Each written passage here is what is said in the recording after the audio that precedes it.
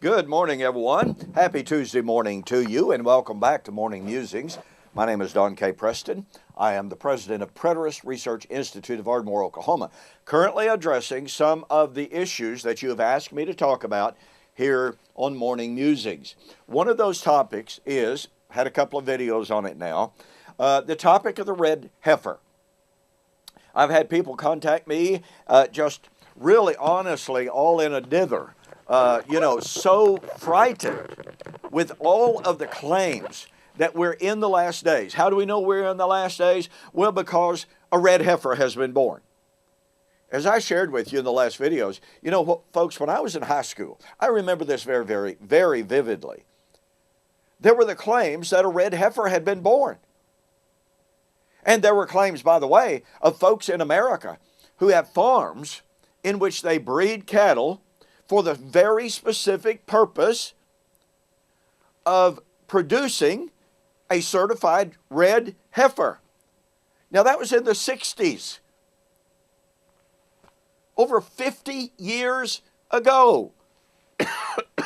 Pardon me. And by the way, kind of makes you wonder, doesn't it? In all of the claims about a red heifer, what breed of cow would it have to be? I mean, after all, the Israelites didn't have Herefords. They didn't have Longhorns. They didn't have Angus. So in all of the talk about the production of the red heifer, why don't we hear any talk whatsoever about the proper breed, pardon me, of cow to produce a red heifer? Because, I mean, after all, my goodness, if the Israelites raised a certain breed of cow and the red heifer came from that breed, would it not make perfect sense to be able to say, well, in order to have the proper certified red heifer, you'd have to have a red heifer from that breed of cow? And yet we don't hear anybody talking about that particular breed. How do we even know that the proper breed of cow is being used to try to breed a red heifer? Now, I'm just pondering a question here that certainly seems to be an appropriate question that I have never read anyone even discuss. Okay, enough of that.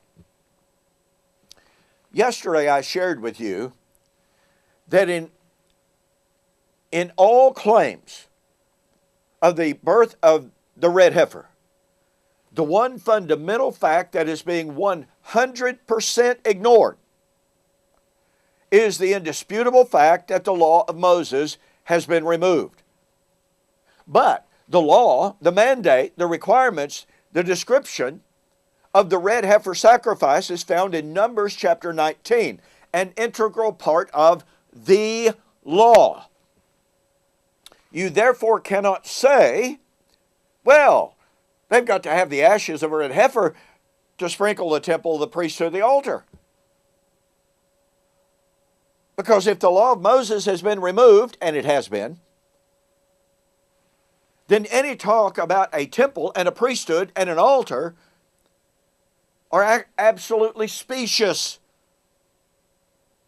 None of that has any merit, meaning, and substance if the law of Moses has been removed. Listen to me. Adam didn't have a temple at all. Noah didn't have a temple. Abraham didn't have a temple. Where did the temple come from? Where did it reside? What gave it its mandates? The law of Moses.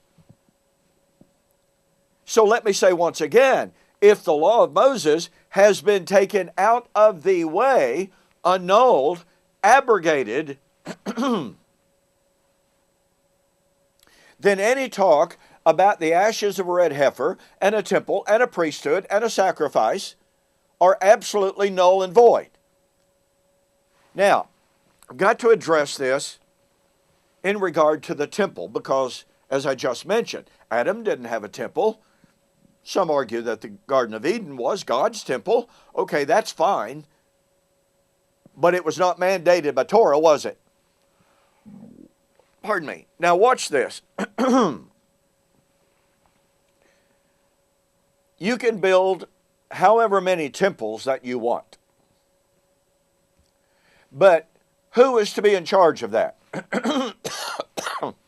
Pardon me. Who is to serve at the temple?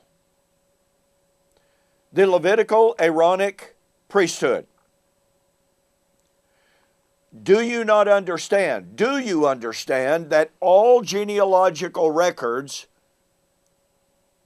of all of the priesthood, pardon me, of all of the tribes, all the lineage of Israel were destroyed in AD 70? I believe that's why Paul could, looking forward to that event, say, give no heed to genealogies. Why? Because the time was coming very soon in which genealogies meant absolutely nothing in the eyes of God. And that meant they could apply the ashes of a red heifer to whoever, however many so-called priests. Wouldn't work. Because number one, you don't know if they're truly of the Levitical priesthood or not. And number two, the ashes of a red heifer mean nothing because the law of Moses has been taken out of the way. The law of Moses has been taken out of the way, therefore the priesthood is non-existent. The Levitical priesthood does not exist. And even if it did, the law of Moses has been removed. Well, we've got to have a red heifer to sanctify the temple. Well, the temple was mandated by the law of Moses, or at least the regulations of it are found there. There are some who believe that the Jerusalem temple was never God's idea in the first place. There's some interesting stuff there. But all of that aside, let's just say you rebuild a temple. Where do you get the mandates? Where do you get the regulations? Where do you get the rules for the temple? From the law of Moses. Oh, sacrifice has to be consecrated, dedicated in the temple, at the altar. Where do you get the regulations for the sacrifices? In the law of Moses, which no longer exists. So, you could have, let's just say, you had a red heifer that was born. Well, it's supposed to be sacrificed, according to the law of Moses, outside the city. You bring those ashes into the city, even if you had another temple, a temple regulated by the law of Moses, even if you had a priesthood regulated by the law of Moses, even if you had an altar regulated by the law of Moses, what do you have? You have empty, meaningless buildings, priesthood, and sacrifice. Because the law of Moses no longer exists. It is no longer binding. Thus, once again, bad allergies today. When people talk about the law, when people talk about the birth of the red heifer, they can talk all they want to. They can cause all the paranoia they want to.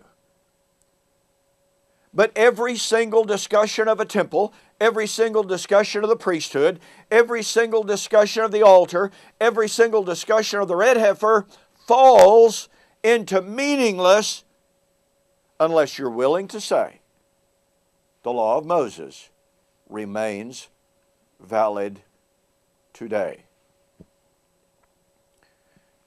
Now, in tomorrow morning's video, I'm going to ask the question, what would it mean if the law of Moses, i.e., the law of the red heifer, was restored? And those mandates, once more, were in place. In the meantime, let me urge you, please get a copy of my book, The End of the Law, From Torah to Telos, The Passing of the Law of Moses. Go to my website, donkpreston.com, BibleProphecy.com. Order the book and be sure to send me a note saying you saw the offer on YouTube or Facebook, and I'll refund your shipping. So, what would it mean? Pardon me. What would it mean if the law of Moses were restored? Wow. We'll answer that on the flip side.